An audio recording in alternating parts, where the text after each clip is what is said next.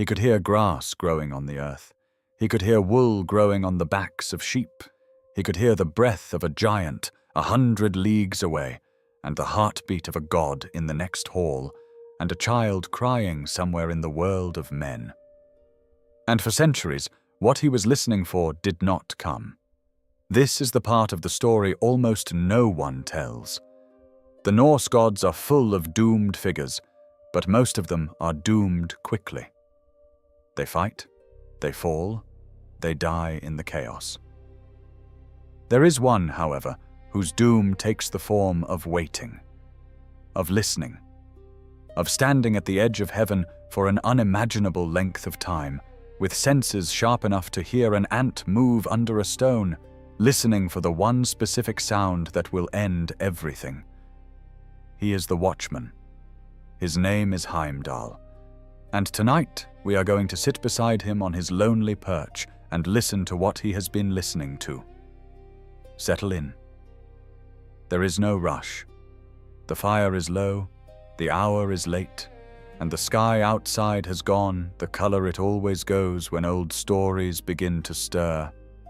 We have a long way to walk in the dark together, and our path leads to a bridge made of fire and air, and a God whose hearing is so fine that he hears your bedsheet shift when you turn over. Imagine that for a moment before we go any further. Imagine that you cannot stop hearing. Imagine that you are loved and respected and entirely alone. That is where this story begins. Picture a place at the very end of the sky. The clouds thin out, the stars become almost reachable, and below you, like a road of trembling light, the great bridge Bifröst arches down toward the world of men. Bifröst. The name is older than the texts that record it. In the Poetic Edda, it appears as Bifröst, which the scholars Andy Orchard and Rudolf Simek read as something like the fleetingly glimpsed rainbow, or the path seen only for a moment. In Snorri Sturluson's prose, Edda, it has become Bifröst, the shimmering path, from a verb that means to tremble or shake. Both texts equate the bridge with a kind of rainbow, though not the gentle arc of a children's painting. It is described as built of 3 woven colors, with strength greater than any other construction, and the red stripe that runs through it is, in Snorri's account, a band of living fire, placed there expressly to keep frost giants and mountain giants from climbing into the realm of the gods. To cross it without permission is to burn. At its upper end, where the bridge meets heaven, sits Himinbjörg. The name is sometimes translated as Heaven's Castle, sometimes as Heaven Mountains, sometimes as the Sky Cliffs. In the poem Grimnismal, it is the 8th dwelling of the gods, the place where Heimdall holds the holy precincts and drinks fine mead in his well-built house. Snorri places its master at heaven's end, sitting alone, watching the bridge from above for any sign of the hill giants below. So this is the post. A house at the world's most exposed corner, a bridge of trembling fire under your feet. The 9 worlds spread out beneath you like a map you can read in detail, day or night, no matter the weather, no matter the hour. The gods live somewhere behind you, in their halls, with their feasts and their quarrels and their politics. The mortals live somewhere down there, with their plows and their songs.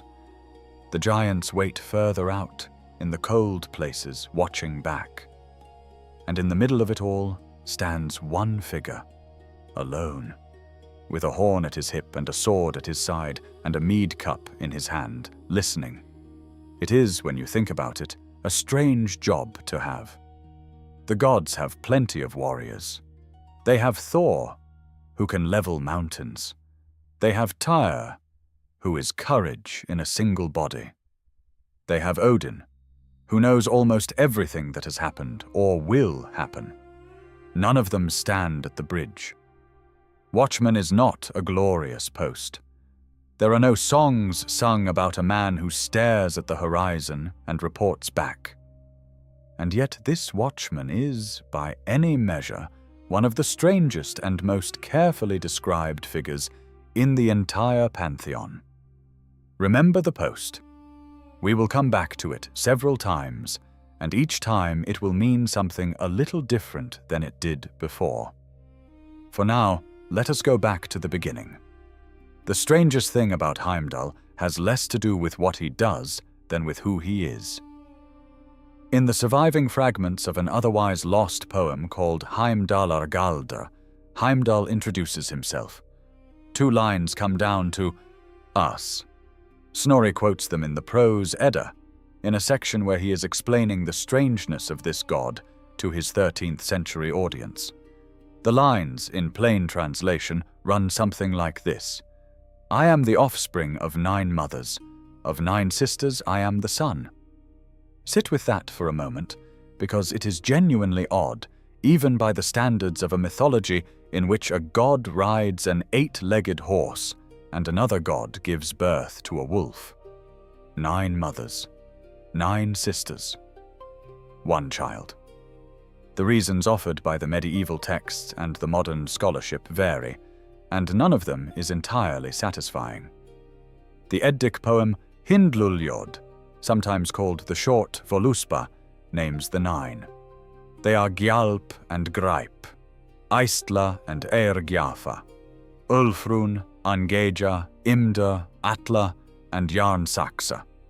Most of them appear elsewhere in the Norse texts as giantesses, daughters of the cold places, and a few of them, like Gjálp and Greip, are otherwise enemies of Thor. Jarnsaxa, in another myth altogether, is the mother of Thor's own son. So whatever else is happening here, Heimdall's lineage runs straight through the world of the giants, the very world he is later set to guard against. The other tradition, recorded by Snorri and developed by scholars from Sophus Bugge in the 19th century to Georges Dumézil in the 20th, identifies the 9 mothers with the 9 daughters of the sea giant Aegir and his wife Ran.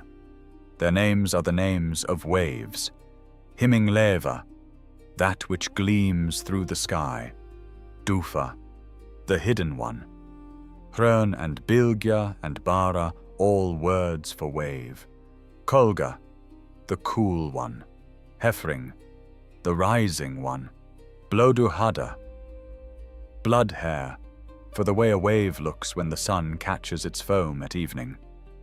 By this reading, Heimdall is born from the sea itself, a child of the 9th and largest wave that breaks on a long shore, the wave the old Welsh poets called the ram of the waters. If this is right, and many scholars think it is at least partly right, then the watchman of the gods was conceived in motion. He is the consciousness of the boundary between sea and shore, the sound of water meeting land, made into a person. That is a terribly elegant idea, and it explains a great deal of what follows. Why he can hear so well. His mothers were sound. Why he keeps watch at a threshold. He was born at one. Why he is described in the texts as both fully eye-seer and somehow also outside. The white god, the brightest, the one who is not quite like the others. Whatever the truth of the parentage, Snorri is clear that Heimdall's father was Odin, which makes Heimdall, technically, a brother of Thor and Balder, half-brother to Vidar and Vali, full member of the divine family. And yet of all of them, he is the one set apart, the one given the watch, the one who lives at the edge. Remember the 9 mothers. They will return, in a way you may not expect, before this story is done. Now we come to the part of the description that has fascinated readers for 1,000 years. In chapter 27 of the Gylfaginning section of the Prose Edda, Snorri lays out Heimdall's powers. He needs less sleep than a bird. He sees equally well by night or by day for 100 leagues in every direction. And the line that always stops people. He hears the grass growing on the earth and the wool growing on sheep, and everything that has a louder sound. Take that in. Not just any sound, every sound. The grass moving up through the soil, the wool lengthening on a hillside flock, the footfall of a fox in another country, the drip of water in a cave under a mountain that no human has ever entered, a whisper between two giants in their hall, 100 leagues away. A thought almost in someone's head as they bend to lace their boots. He hears it all the time, and he does not get to turn it off. Modern audiences would call this a superpower. The Norse who first told it understood something different, a condition. Anyone who has ever tried to fall asleep with a tap dripping in another room, or with a bedside neighbor breathing too loudly, or with the simple ambient noise of a city outside the window, knows in a small way what it is to be unable to filter sound. Now imagine that scaled up to the size of the world. Imagine that you can hear simultaneously every sheep on every hillside, every blade of grass shifting in every wind, every voice in every hall in 9 different worlds, plus the rivers, plus the trees, plus the deep rolling sound of the sea on every coast there is. There is a reason the texts say he needs less sleep than a bird. He probably cannot sleep in any meaningful sense. Sleep, for a creature with hearing like that, would be a small, restless thing, an eye half closed at the edge of a forever listening mind. And there is something else here, something the surface descriptions miss. He is alone with all of this. The gods come and go. They feast in their halls, they argue in their councils, they ride out for adventures, and they ride home full of stories. Heimdall stays. He is the one who is always there, and he is the one whose senses leave him no escape from being there. The other Aesir can choose, on a given afternoon, not to think about the giants or the prophecy or the slow accumulation of doom. Heimdall cannot choose, because Heimdall hears the doom approaching every day in tiny increments. A new movement in the south, a new voice in the cold north, a new restlessness in a wolf far underground. The Norse who first told this story understood something about vigilance that the modern world has mostly forgotten. They understood that perfect awareness is its own kind of ache. The watchman is not free. This is the part of the story that tends to stay with people. The part that comes back to you a few days later, while you are doing something completely ordinary, like turning off a light. The realization that the most carefully placed god in the entire pantheon may have been the loneliest figure in any of the surviving Norse texts. Not because no one loved him. The gods loved him. The Eddas call him the white god, the brightest, the most beautiful. He was loved. He was simply unreachable because he had something to do that no one else could do, and the doing of it never stopped. Hold that thought. There is a piece of scholarship coming up that will reframe what kind of position this actually is. Here is what most retellings leave out. In the great prophetic poem Voluspa, the seeress speaks of the well at the foot of Yggdrasil, the well of memory and wisdom that belongs to the wise being Mimir. Everyone knows the most famous detail. Odin came to that well long ago and gave one of his eyes for a single drink of its water and the wisdom that the water carried. He has been one-eyed ever since. The hollow socket is the most famous wound in Norse mythology. But there is another stanza in Voluspa, in the same passage, about the same well. The seeress says, in the Old Norse, Veit hon Heimdalla, Höljod folget under Heidvonum helgum badmi. Most translations through the 19th century rendered Höljod as horn, producing a line that ran roughly. She knows that Heimdall's horn is hidden beneath the bright, nurtured, holy tree. Snorri appears to read it the same way, identifying the hidden object with the Gjallarhorn, and saying that Mimir uses the great horn to drink from the well of wisdom each morning. The trouble is that Heimdall, in every other Old Norse text we have, does not mean horn. It means sound, sometimes silence, sometimes hearing.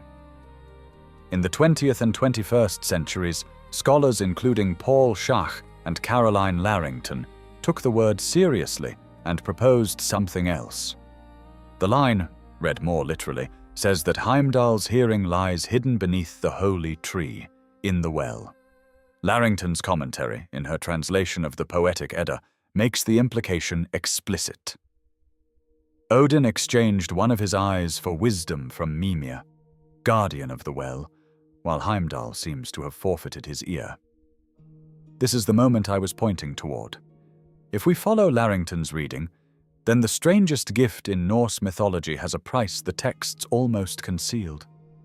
Odin gave an eye and got sight beyond sight. Heimdall gave an ear and got hearing beyond hearing.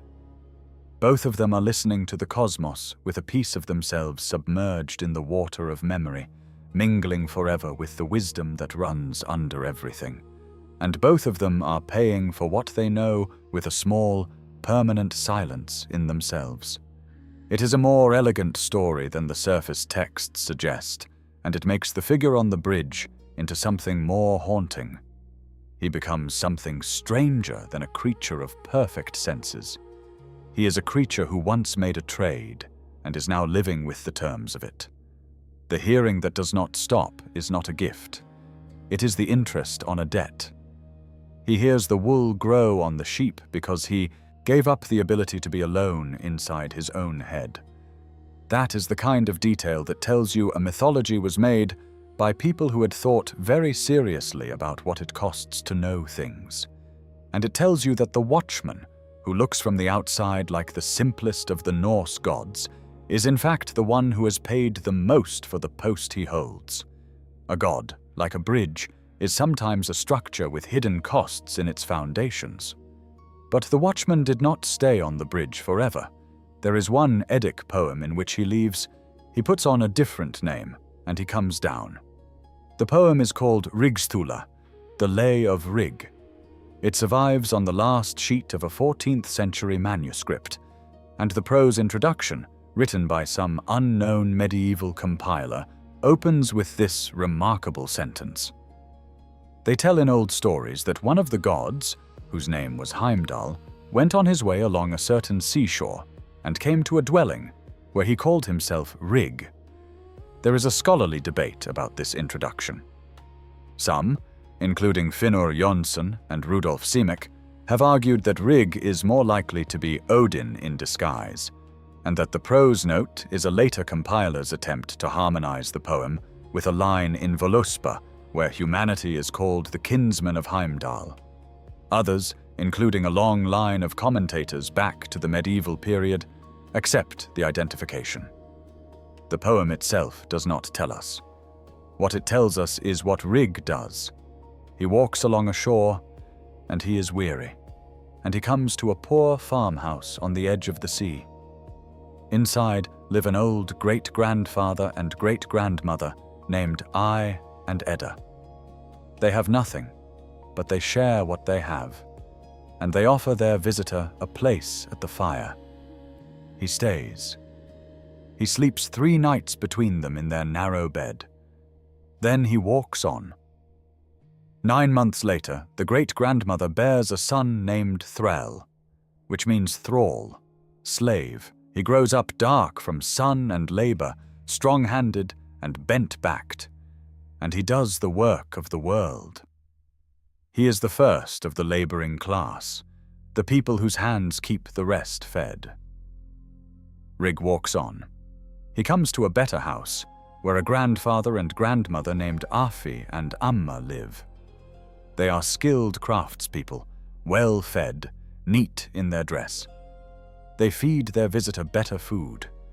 He sleeps 3 nights between them. 9 months later, they have a son named Karl, which means churl, freeman. He has a ruddy face and clever hands. He learns to plow, to build, to work iron.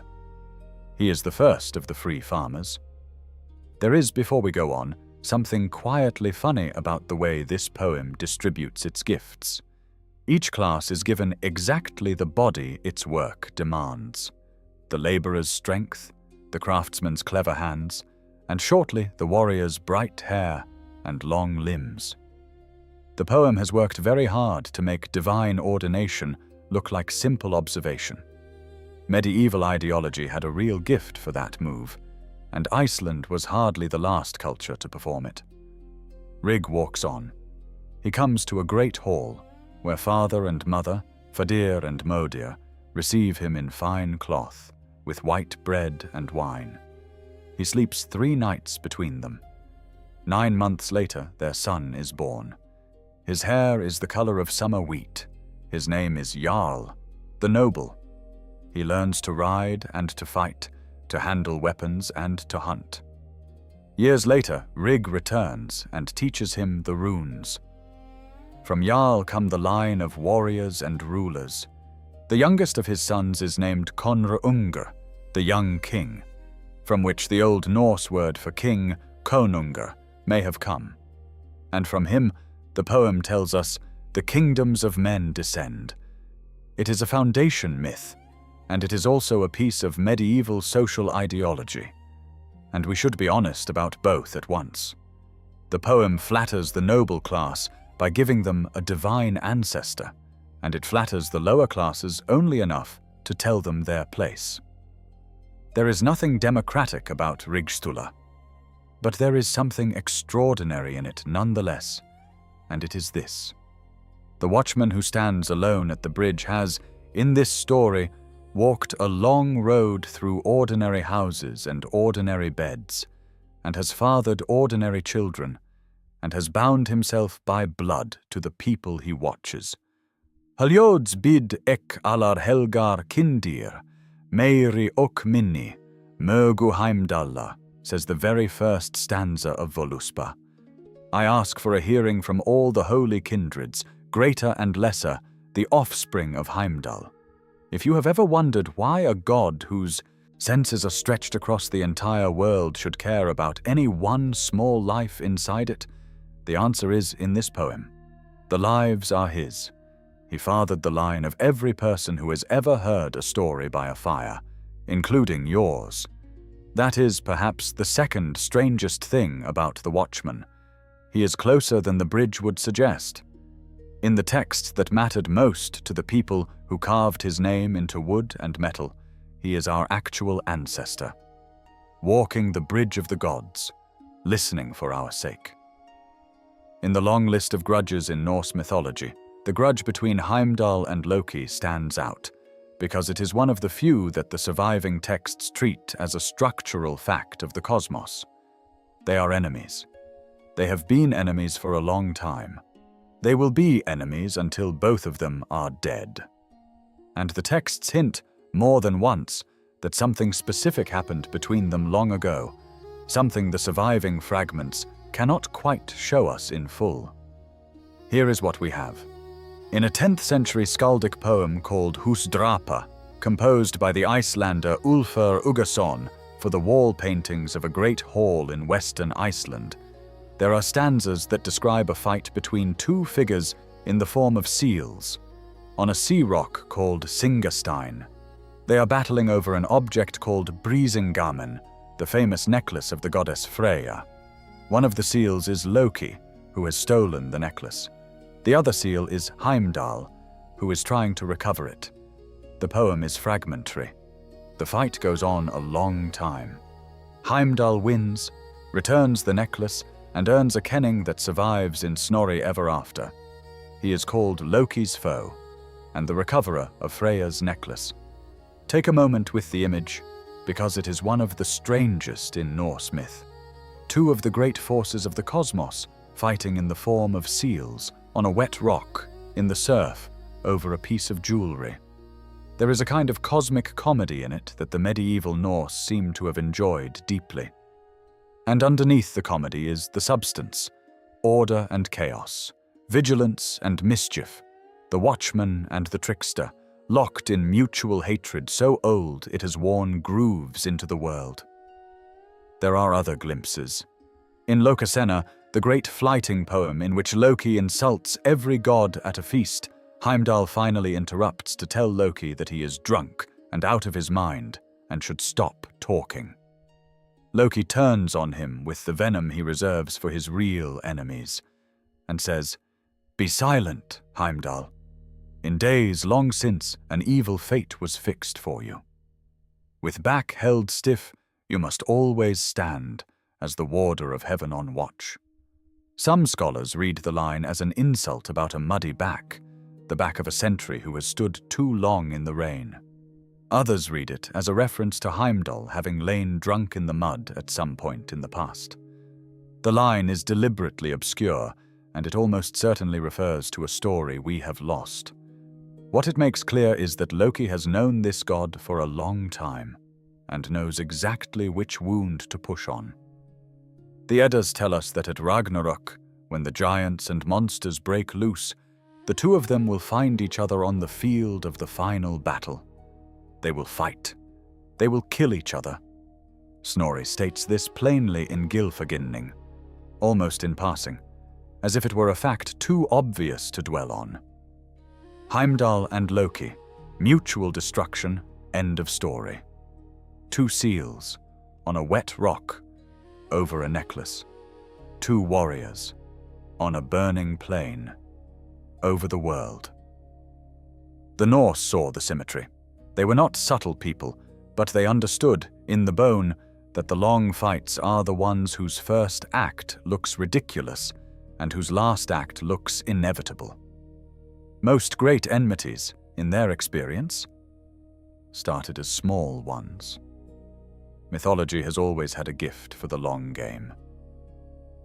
Now I want to take you sideways for a moment, away from the texts, to a small object that came out of the ground in eastern England in the late summer of 2010. A woman named Denise Moncaster was metal detecting in a field at Saltfleetby St. Clement, on the Lincolnshire coast, and she found a lead spindle whorl. A spindle whorl is the small weight that you put on the end of a drop spindle to keep it turning while you spin wool into thread. It is the most ordinary tool imaginable. Almost every household in the early medieval period would have had one. The Saltfleetby whorl is shaped like a small, curved triangle, weighs about 50 grams, and on its surface, faintly carved, are runes. The runes are Old Norse in the Younger Futhark, and they have been dated by scholars, including John Hines and Judith Jesch, to roughly the 11th century, perhaps even into the 12th, well after the official conversion of the region to Christianity. The proposed reading runs along these lines. Odin ok Heimdalla okeitalfa, der hjalpa ther Ulfljot ok. Odin and Heimdall and Talfa, they help you, Ulfljot, and there the inscription either trails off or has been worn away. It is the earliest mention of Heimdall outside of Iceland. It is one of only a handful of pieces of physical evidence we have for any specific worship of him. It was made by a person whose name we do not know, for a person named Ulfljot, who probably needed help with their spinning, or with their household, or with their life in general, and who reached for the names of 3 figures they trusted with that help. And one of the names was the watchman at the edge of the sky. Sit with that for a second. 1,000 years ago, in a small, damp field at the edge of an English coast, somebody believed that the god who heard wool growing on sheep would also hear them, a person spinning wool with their own hands, and would lend a little protection to the work. They carved his name into the very tool the wool ran through. This is the part of the story that survives only by accident. The myths are written down by scholars and clerics. The personal piece, the somebody once asked him for help with their sewing, is almost always lost. The Saltfleetby spindle whorl is the rarest of things. A moment when the private religion of a single household is preserved across 1,000 years, and a god who can sometimes seem only literary is given back his proper weight as someone who was prayed to. If you have ever wondered whether the old listening figure on the bridge ever heard back from the people he watched over, well, we do not know what he heard, but we know that someone, on a coast far from Iceland, believed it was worth carving a charm to find out. That is the kind of detail you might want to carry forward into the rest of the night. It changes the size of the story. For a long time, nothing happens. This is the part of the prophecy that the modern retellings rarely sit with. Heimdall stands at the bridge, with his perfect hearing and his perfect sight, and he watches. Years pass, decades, centuries. The gods feast and quarrel and ride out to their adventures. Mortals are born and grow old and die. Generations of sheep grow generations of wool. Frost forms and melts and forms again on every hillside in 9 worlds. And nothing happens, in the sense that the thing he is listening for does not yet come. Then slowly it begins.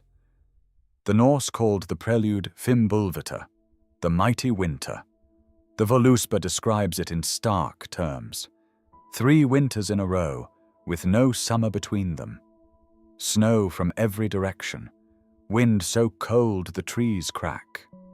The sun pale, the moon weak, the warmth of the world slipping out of it like water out of a broken cup. On Midgard, the world of humans, the social bonds begin to fray. Brothers turn on brothers, fathers turn on sons. Old laws are forgotten. The Voluspa names this stretch the age of axes and swords, of split shields and storms, and says no man will spare another. Heimdall hears it all. Every betrayal, every collapse, every quiet starvation in a hut nobody else is watching. He hears the wolves moving in the hills, growing bolder. He hears Sjöll and Hati, the celestial wolves who have chased the sun and moon since the beginning of time, finally close the distance. The sun goes out, the moon goes out. The stars fall or fail, or simply withdraw. In a darkness deeper than any darkness the world has known, the watchman is still listening. And now the sounds come fast. He hears Fenrir, the great wolf bound for centuries on his lonely island, finally snap the impossible chain Gleipnir. He hears the ocean stir as Jörmungandr, the world serpent, lets go of his own tail and rises. He hears the ship, Naglfar, made of dead men's nails, slip its mooring. He hears Loki, freed at last from his torment beneath the earth, take the helm of that ship and steer for the gods' last battlefield. From far in the south he hears the heaviest sound of all, the marching of Surtur and the sons of Muspel, and the soft singing roar of a sword, brighter than the sun coming for the bridge under Heimdall's feet. And as that army climbs, Bifröst, the trembling rainbow, the fleetingly glimpsed road built of fire and air and water, begins to come apart. The fire stripe Snorri described is not enough to stop fire greater than itself. The bridge that has stood for an age cannot stand for this.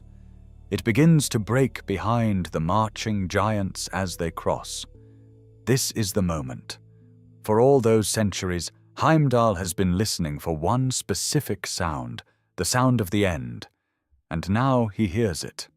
Not as a single noise, but as every noise at once, a crescendo so complete that there is no longer any silence anywhere in the 9 worlds. He raises the Gjallarhorn. The horn's name means yelling, or loudly resounding. Snorri says its blast can be heard in every world. It is the most public instrument in the entire mythology, a sound designed to leave nothing untouched. The watchman who has spent his entire life listening now becomes, for a single moment, the loudest thing in creation. He fills his lungs with whatever air there is left at the broken end of the bridge, and he blows. The sound carries to Valhalla, where Odin sits with the Einherjar he has been gathering for exactly this moment. The sound carries down to Midgard, to whatever humans are still alive in the burning ruin of the world. The sound carries to the giants, and to the dragons, and to the deep places where dead things have been waiting. Ragnarok, the sound says. The reckoning is here, and to you, kinsman of Heimdall, in the line he fathered on his long walk through ordinary houses, all the way down through every generation to the one of you lying in the dark tonight, listening. That blast was always going to be made for you in the end, for a single, shining instant, after centuries of silence, broken only by other people's lives. The watchman speaks for himself, and the whole cosmos hears him at last. Then he sets the horn down, and he reaches for his sword, because the thing he was listening for has finally come, and now there is one piece of work left to do. The plain of Vigridr is the Norse name for the field where the last battle takes place. Snorri describes it as 100 leagues to a side, a vast emptiness made for the convenience of cosmic destruction. The gods ride out from Asgard, the giants advance from their realms, and the ancient enmities that have shaped the entire mythology meet at last in their own appointed pairs. Thor finds Jörmungandr, the serpent he was always destined to fight. They kill each other. Tyr finds Garm, the hound that has waited at the gates of hell. They kill each other. Freyr finds Surtur, and the unarmed god falls to the burning sword. Odin charges Fenrir. The wolf swallows him whole. And on some smaller part of that immense field, between two armies that have stopped being armies and become a single dying mass, Heimdall meets Loki. The texts give us almost nothing about this fight. Snorri says only that they kill each other. There is no recorded speech, no last exchange, no flighting in the manner of Lokasenna. The words have been used up. There is a watchman and there is a trickster, and they have been moving toward each other for the entire history of the world. The sources note that they meet, and that neither of them survives. You can see it without being told. The seal fight of long ago played out on a different scale.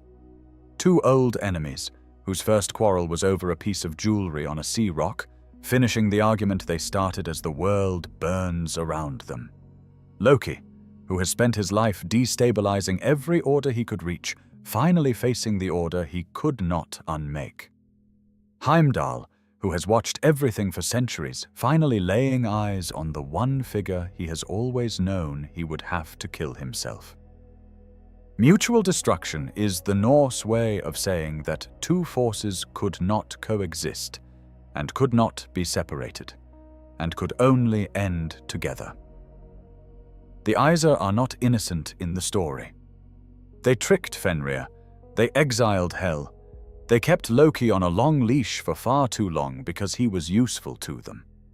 The world they built always had this fight at its end. Heimdall and Loki falling together are the punctuation mark on a grammar of compromises that reached across an entire cosmology. After they fall, there is only Surtur and the burning and the world sinking into the sea. The watchman has done what he was made to do. Remember the post, that lonely corner of the sky we kept, returning to. It is empty now. The bridge is gone. The horn is silent. The hearing that ached, finally, stops aching. Let your breath slow now. We are nearly done. The Norse did not invent Heimdall to flatter their ideas about themselves. They invented him, or inherited him from older traditions, because they were trying to think honestly about a particular kind of life, the life of someone who knows what is coming, the life of someone whose responsibilities never sleep, the life of someone whose senses, far from being a gift, are the price of a job they cannot leave. Comparative scholars from Viktor Rydberg in the 19th century to Georges Dumézil in the 20th, have argued that Heimdall preserves an ancient Indo-European figure, a kind of cosmic first listener who appears in different forms across very old traditions. Remember the 9 mothers? They were not just a Norse oddity. They were a much older inheritance. In the Vedic texts of ancient India, the god Agni, fire, and the priest of the gods, is described as having 9 wombs of birth and the keenest possible hearing. In the Avestan texts of pre-Islamic Iran, Sryosha, the fine hearer, whose name comes from a root meaning to listen, stands as a guardian of the boundary between worlds. The names are different. The cultures are different. The figure is recognizably the same. A being born many times over, white and bright, stationed at a threshold, listening for the world's enemies, paying for the hearing in some private way. This may be why the watchman feels somehow familiar even when you encounter him for the first time. The Norse texts only preserve a small fraction of what was once a much wider story. We have fragments. The Heimdallr is 2 lines long. Husdrapa survives only because Snorri quoted it. The salt fleet Bifröst was nearly lost to a Lincolnshire field. Whatever the lost myth of Heimdall and the man's head was, we will never know. What survives is enough to glimpse a shape, but not enough to know it whole. Perhaps that is appropriate. A god of listening should be a god whose own story comes to us mostly as silence between the lines. The fragments are the sound. The missing pieces are the world he was hearing. Here is what most retellings of this myth never quite say. The watchman's tragedy was never failure. He did not fail. The bridge held until the very forces it was made to hold against finally arrived. The horn sounded when it was meant to sound. The fight at the end was the fight he had been expecting for as long as he had been alive. By any measure, his job was done well. The tragedy was something else. The doing of it was lonely. The price of perfect attention in any cosmology that has ever taken the idea seriously is some quiet, permanent ache left behind in a well at the foot of a tree, mingled with the wisdom of memory, never quite returning to its owner. The hearing that does not stop is also the silence that never quite is. That is the part of his story which, if it found you tonight, you might want to carry with you a little while. The fire is low, the room is quiet, and somewhere at the edge of a sky we cannot see, a god whose senses were the size of the world stood for a very long time, listening for one sound. When it came, he made it himself. Rest now, you are allowed to. The watchman has done his work. The bridge that needed watching has done its watching. Whatever you carry tonight, the small worries, the larger ones, the noises in your own head that will not quiet, you do not have to listen to all of them at once. You are not him. That is part of the gift of being human and small and tired. The world has watchmen enough. Let your breath go all the way out. Slowly, the way the sea goes out. The grass is growing on the earth. The wool is growing on the sheep. Somewhere, a bridge of trembling light still arcs across an old sky, in some story older than the people who first told it. And the part of you that listens, that has always listened, can rest. If this story found you at the right moment, if it sat with you the way a lamp does in a dark room, just a little warmth, nothing demanded. And if you would like more like it, more old gods and old monsters and old truths still moving quietly under the world, consider subscribing to Sleepable Mythology. There are more of these waiting. Next time, we will sit with a god whose death began the end of everything you have heard tonight. We will meet Balder, the bright sun, the most beloved of the Aesir, and the dream that became a doom. For now, though, there is only this. The bridge is quiet, the horn is at rest, the watchman at last is allowed to listen to nothing, and so gently are you. Good night.